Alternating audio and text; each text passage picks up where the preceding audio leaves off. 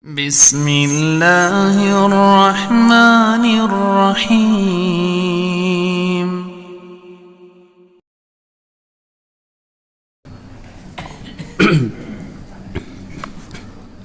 Bismillahirrahmanirrahim.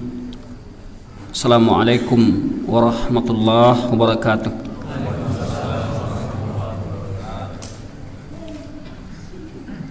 Alhamdulillah,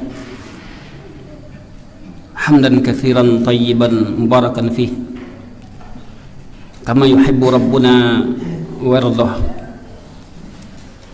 Asyhadu an la ilaha illallah wahdahu la syarikalah, wa asyhadu anna Muhammadan abduhu wa rasuluh, la nabiyya ba'd. Allahumma salli wa sallim ala nabiyyina Muhammadin wa ala alihi wa sahbihi wa man tabi'ahum bi ihsanin ila yaumiddin, amma ba'd. Para ikhwah dan akhwat, Bapak Ibu sekalian yang dimuliakan Allah dan dirahmati, tiada kalimat yang layak kita ungkapkan pada malam hari ini melainkan kalimat syukur, di mana kita dikumpulkan oleh Allah dalam satu majelis ilmu, majelis yang dicintai oleh Allah, oleh para malaikat, majelisnya ahla zikir, majelisnya orang-orang yang berzikir kepada Allah. Karena zikir yang paling besar adalah zikir dengan ilmu. Maka Allah katakan, fas'alu ahla dzikri in kuntum la ta'lamun. Bertanyalah kamu kepada ahla dzikri. Ahla dzikir itu bukan tukang zikir, nak. Ya. Ahla dzikri bukan orang pandai berzikir. Tapi ahla dzikri adalah al-ulama, para ulama.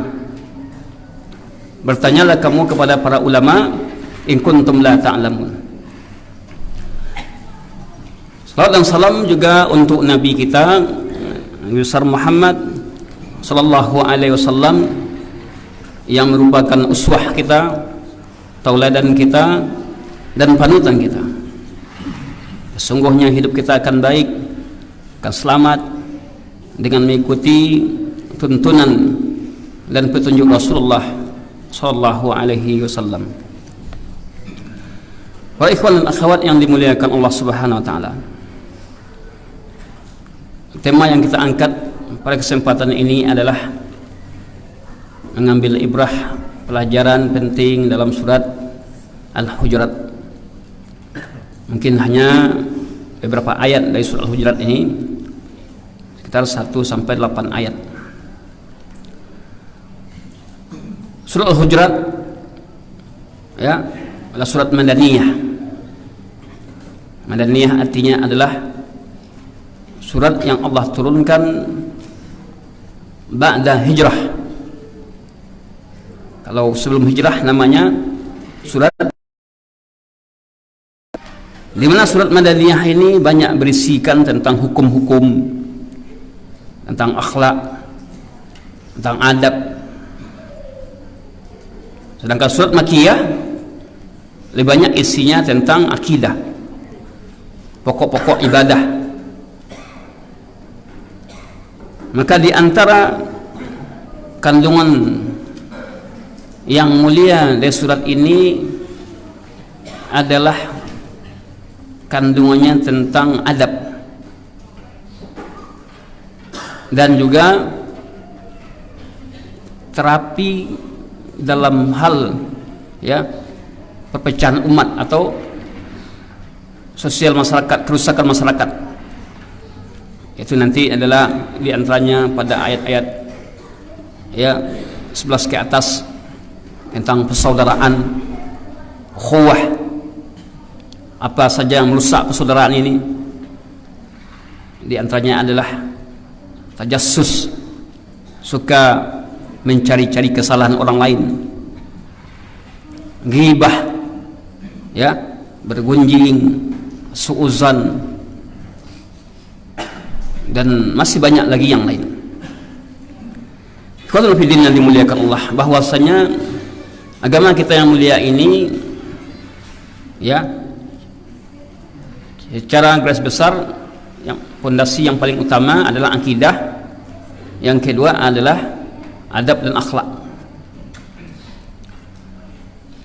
Akidah akan membentuk pribadi seorang,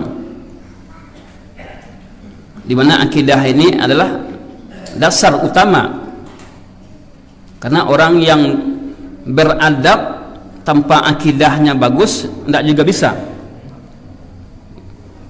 Karena orang banyak beradab, ya, atau etika banyak, ada orang beradab, etika itu dibuat-buatnya, ya.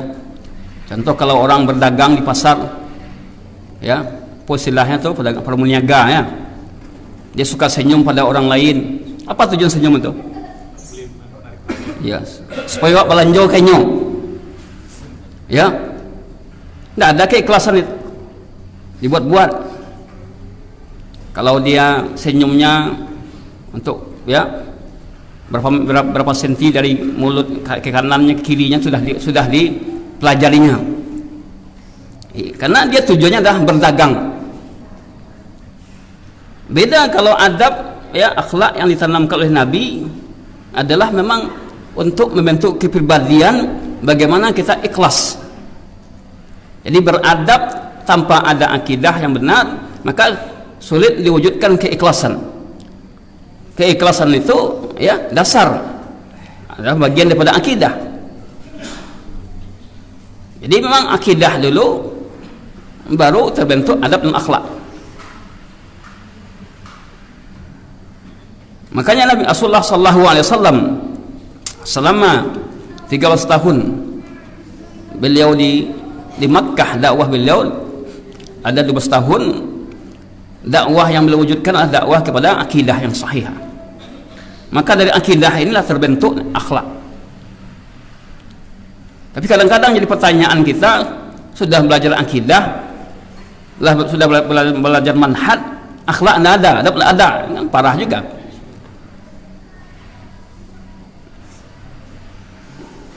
Sudah belajar akidah, sudah belajar akhlak, ya, tapi adab tidak ada. Berarti di mana kelirunya ini? Tentu dari akidahnya mungkin belum duduk lagi, belum duduk. Karena kalau akidah ini sudah bagus, sudah benar, maka dia akan membentuk akhlak. Contoh persoalan akidah, ya, apapun yang kita lakukan tak terlepas dari akidah. Kita datang ke sini, apa kaitan dengan akidah? Yaitu keikhlasan. Bukan untuk meningkatkan status kita.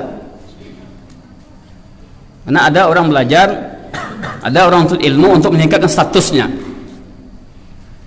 Apakah itu di medsos, dibuat statusnya. Bukan karena Allah Subhanahu wa taala. Ikhwanul fillah yang dirahmati dan dimuliakan Allah. Mari kita lihat, ya, poin-poin penting. Tadi kita katakan bahwa akidah kemudian adab, ya. Para salaf sebelum dia mempelajari ilmu lain, maka mereka belajar adab dulu. Mereka belajar adab. Bahkan ada yang belajar adab itu 20 tahun. Ada yang 30 tahun. Kadang-kadang lebih banyak belajar adabnya dibandingkan dengan belajar ilmu. Ini menunjukkan bahwa pentingnya adab tadi. Pentingnya adab. Karena banyak yang kita, ya, kurang beradab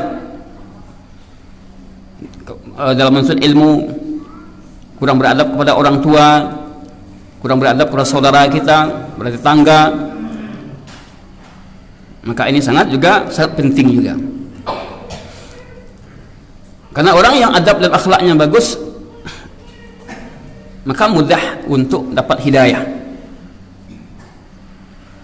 Karena dia tidak sombong, ya, dia tidak menyombongkan diri, dia rendah, ya, rendah hati. Ikhwan fillah yang dimuliakan Allah.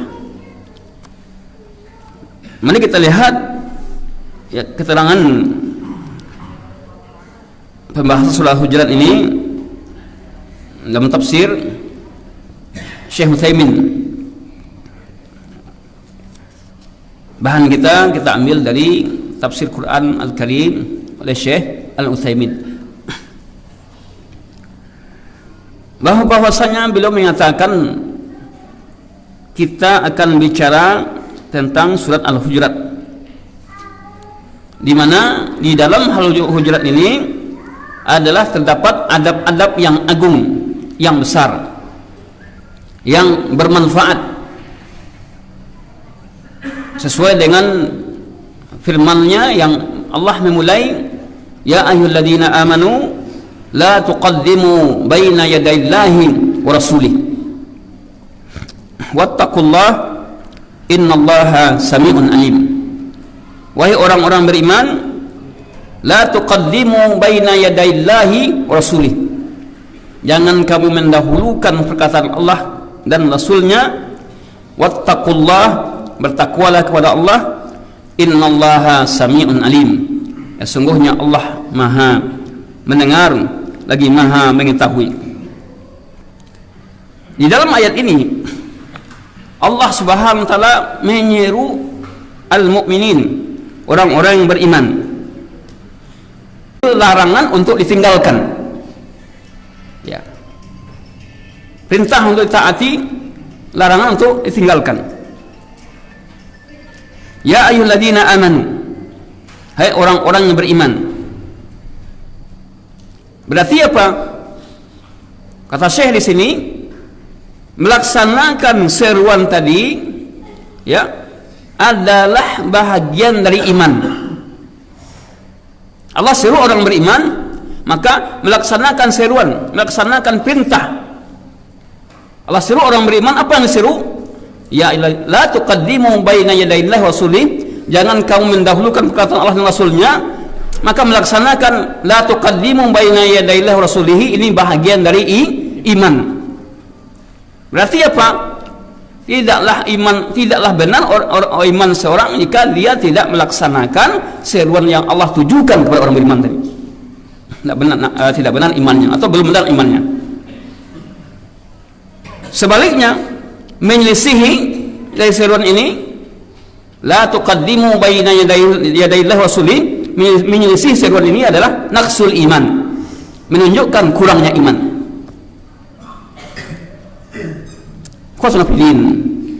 Satu ayat yang mulia ini saja, masya Allah. Kok dua dewa ci ayat kok dua dewa, maksudnya kalau memang paham, ya, pertama adalah mengerti, yang kedua paham, yang ketiga yakin. Karena agama ini bukan hanya sebatas ilmu saja. Kalau hanya agama itu ilmu, maka orang Yahudi banyak ilmunya, ya. Agama itu ilmu juga, paham juga, yakin juga, amal. Itu agama tadi, bukan hanya ilmu saja. Maka di dalam ayat ini, kalau sekiranya satu ayat ini saja kita paham, kemudian kita yakin, kita amalkan, maka rentetan ke bawahnya itu insya Allah mudah. Jangan la tuqaddimu baina yadayillahi wa rasulih, jangan kamu mendahului perkataan Allah dan Rasulnya semena-mena terhadap Al-Quran dan Sunnah. Ya, ini Quran Sunnah, ini perkataan profesor, ya, karena profesor yang mengatakan, ya, kemudian ini Quran Sunnah, lalu Quran Sunnahnya nanti aja, perkataan profesor yang dahulukan masuk dalam ayat ini. Ya, ini budaya, ini tradisi, ini Quran dan Sunnah, mana yang didahulukan?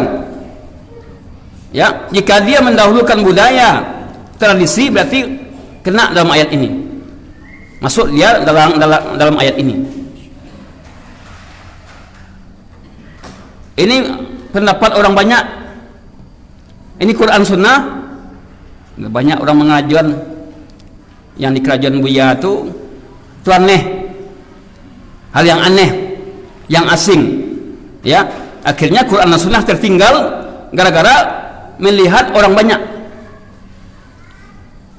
Karena ada orang meninggalkan kebenaran bukan melihat kepada Quran dan Sunnah, tapi yang dilihatnya ada karena orang banyak melakukannya. Sedangkan yang dilakukan orang yang sesuai dengan Quran dan Sunnah ini hanya sedikit. Ingat, Allah katakan, wa in tuti' aktsara man fil ard yudilluka an sabilillah. Jika engkau ikuti kebanyakan manusia di muka bumi ini, maka mereka akan menyesatkan kamu dari jalan Allah. Ya memang orang yang berada di kebenaran itu sekarang sedikit. Orang yang banyak itu ada orang di atas kebatilan. Maka ayat yang mulia ini sungguh patut untuk direnungkan dan ditadabburkan dan dipahami, diyakini dan diamalkan. Di mana ini merupakan adab yang pertama yang wajib kita lakukan berdasarkan ayat ini, yaitu mendahulukan Al-Quran dan Sunnah atas yang lainnya. La tasbiqu wa rasuluhu biqaulin aw fi'lin. Jangan kamu mendahului Allah dan Rasulnya dengan perkataan atau dengan perbuatan. Jangan mendahuluinya, jangan melangkahi.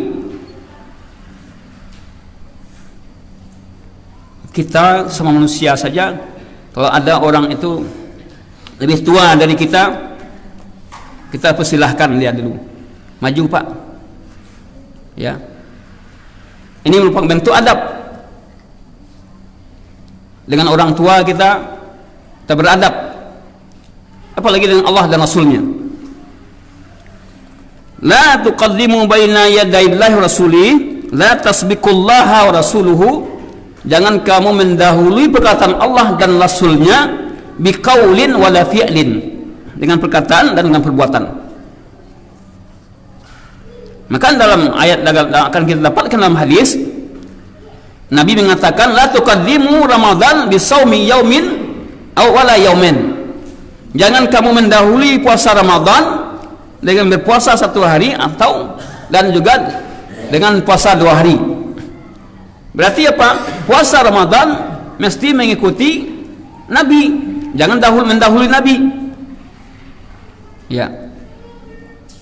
Karena mendahului Ramadan 1 hari atau 2 hari ini mendahului Allah, melangkahi Allah dan Rasulnya. Tapi anehnya ada masyarakat kita selalu beda tampil dengan orang lain dalam berpuasa. Ada nanti 2 hari sebelum orang puasa dia puasa dulu, atau masyarakat umum berpuasa dia baru 2 hari setelah itu. Ketika dia berpuasa, dia belakang puasa nampaklah gadang bulan nampak, karena dia hanya berpuasa berlandaskan apa kata guru. Ya, guru saya mengatakan hari puasanya hari ini, maka puasa hari ini. Padahal agama kita mengajarkan sumu liru'yatihi wa aftiru liru'yatihi. Berpuasalah kamu karena melihat bulan, dan berhari-harilah kamu dengan melihat bulan, bukan mendengar perkataan guru kita.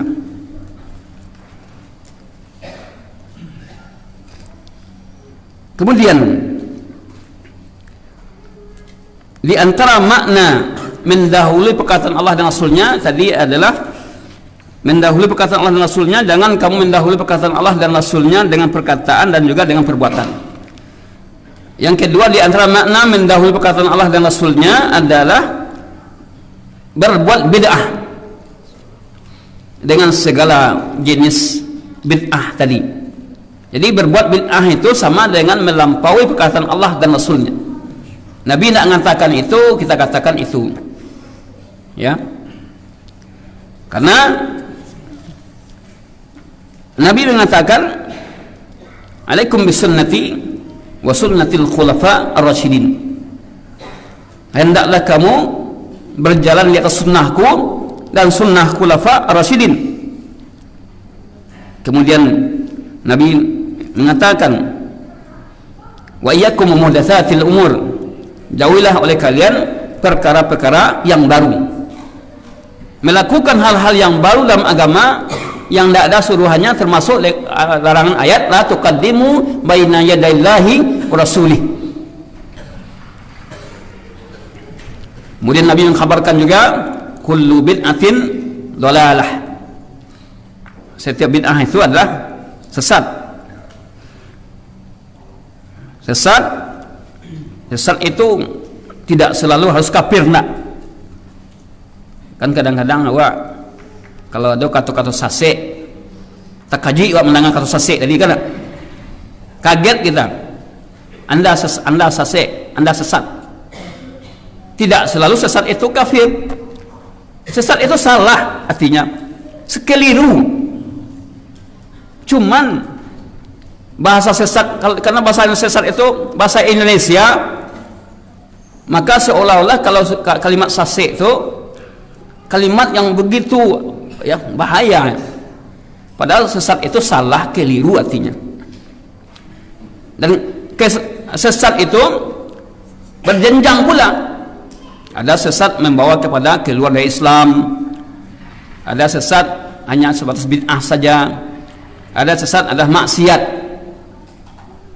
Jadi tergantung apa bentuk kesesatannya. Sudah semakin jauh sesat seorang dari agamanya, maka semakin tinggi pula tingkat sesatnya tadi. Ikhwatul fillah yang dimuliakan Allah. Jadi hakikat daripada orang yang berbuat bid'ah adalah dia melampaui perkataan Allah dan Rasulnya. Ya, di dalam perbuatan mereka itu ya terkandung bahwa mereka melaksanakan syariat. Inna syariah lam takmul, syariat belum sempurna. Ya, sedangkan kita sudah meyakini bahwa syariat itu sempurna. Al-yawma akmaltu lakum dinakum wa atmamtu alaikum ni'mati wa raditu lakum Islam dinan. Islam itu sempurna. Syariat sudah sempurna, tidak boleh ditambah, tidak boleh pula dikurangi.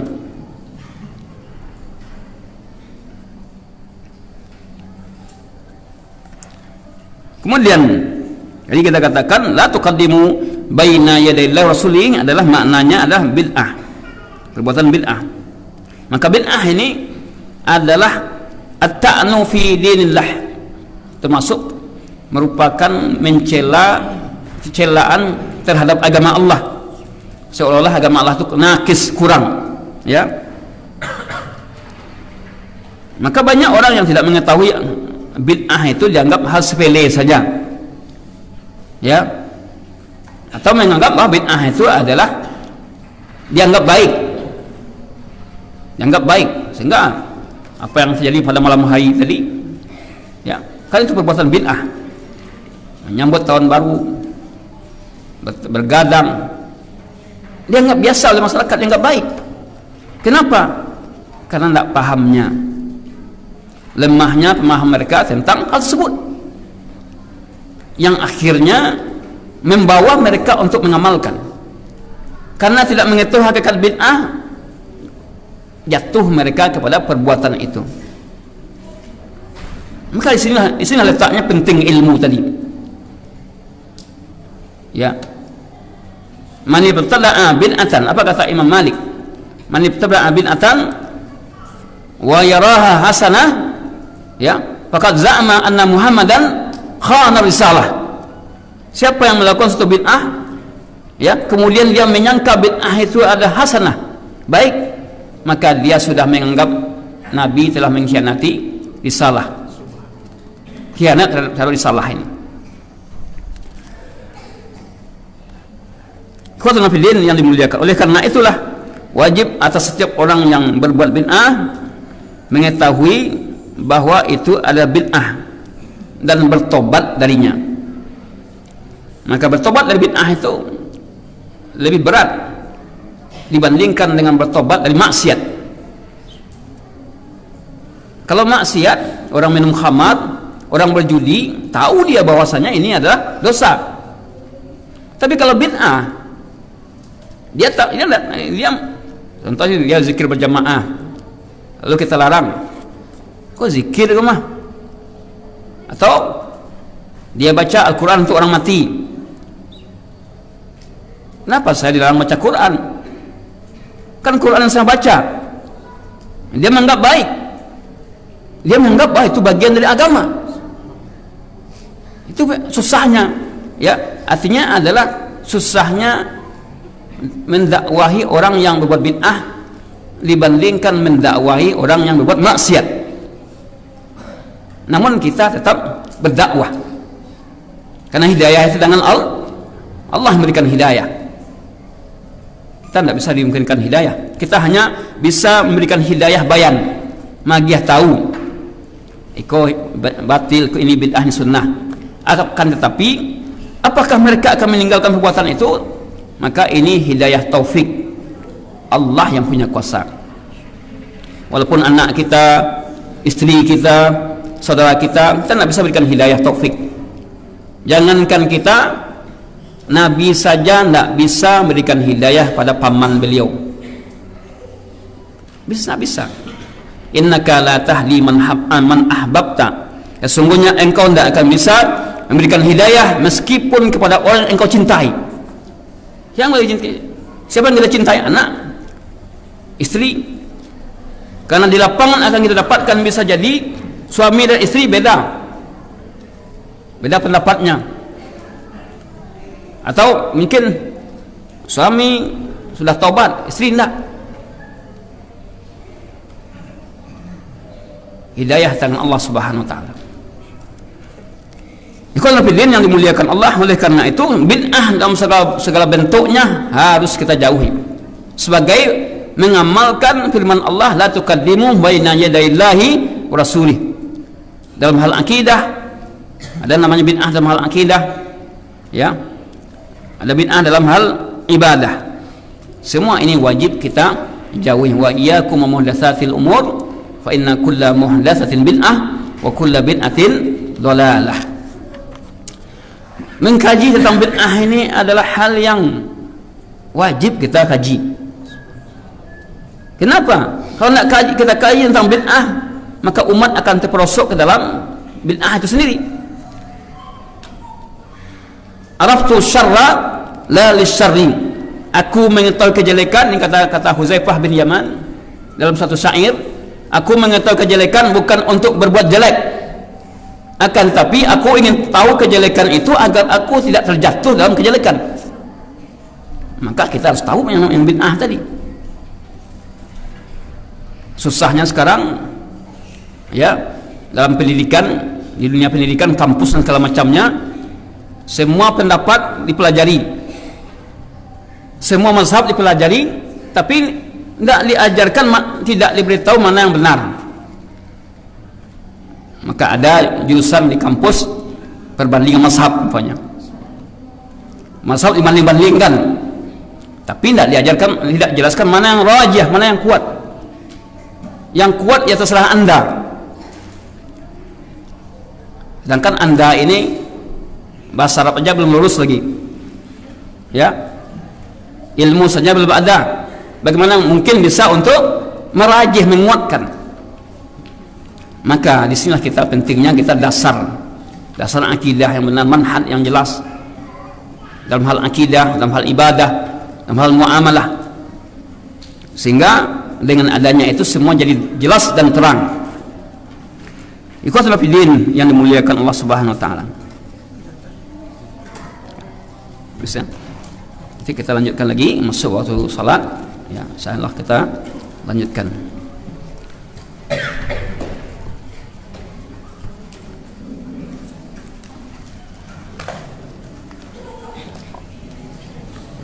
Lanjut, bisa azan dulu atau apa?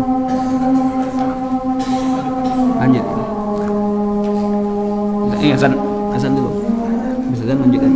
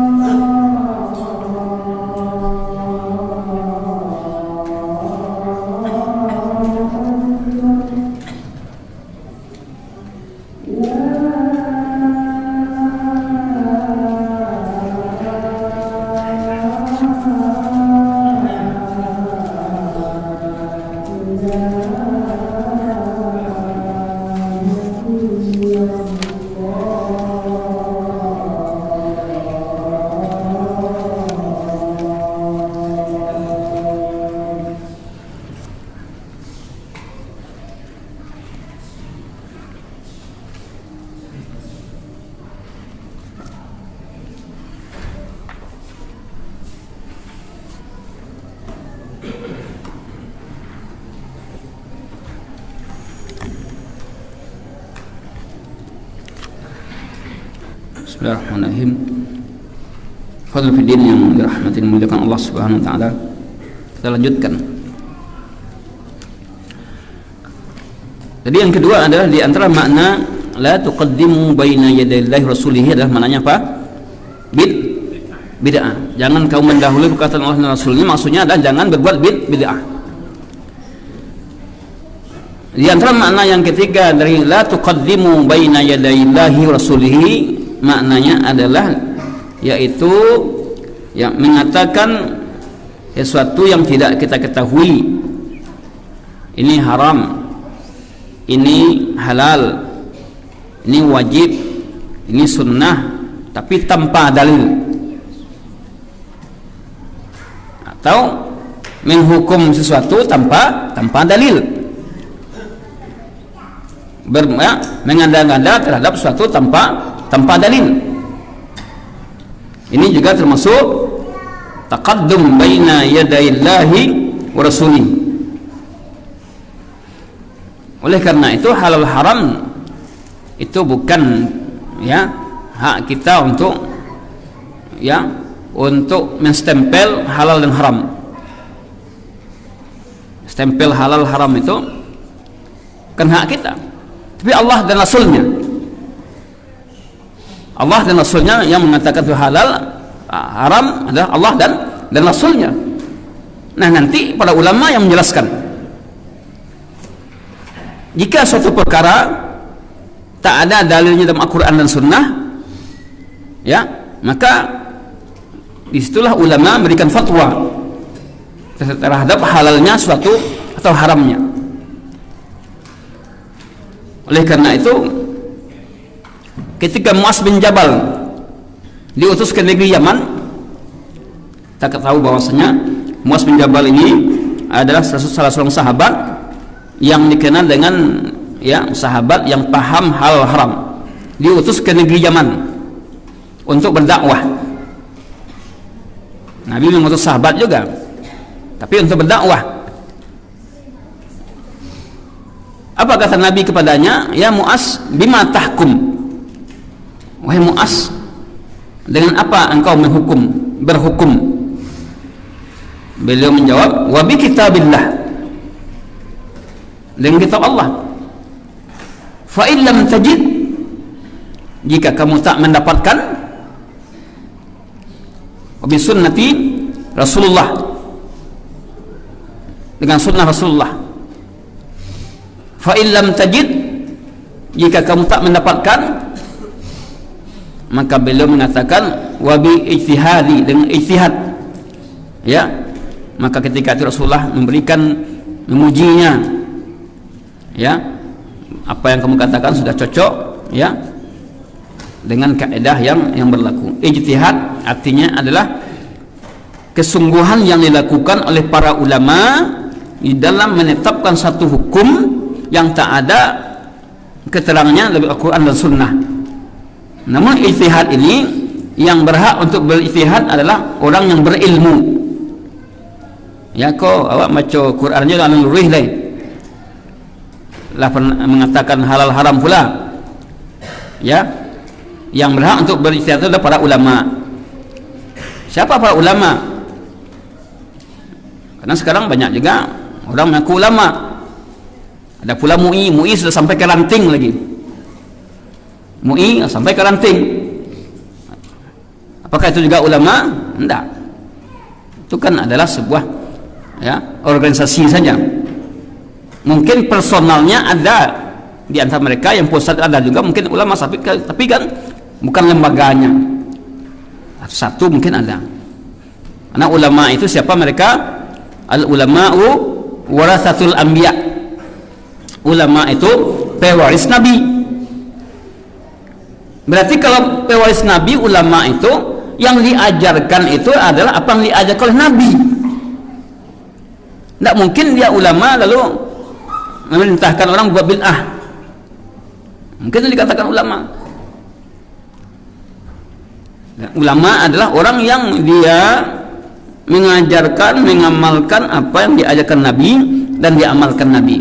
Maka dikatakan warasatul anbiya, pewaris Nabi. Ilmu-ilmunya adalah ilmu yang diajarkan oleh Nabi. Itulah dia al-ulama. Oleh karena itu ya, bahwa seorang muslim, seorang mukmin, hendaklah dia berilmu sebelum berkata.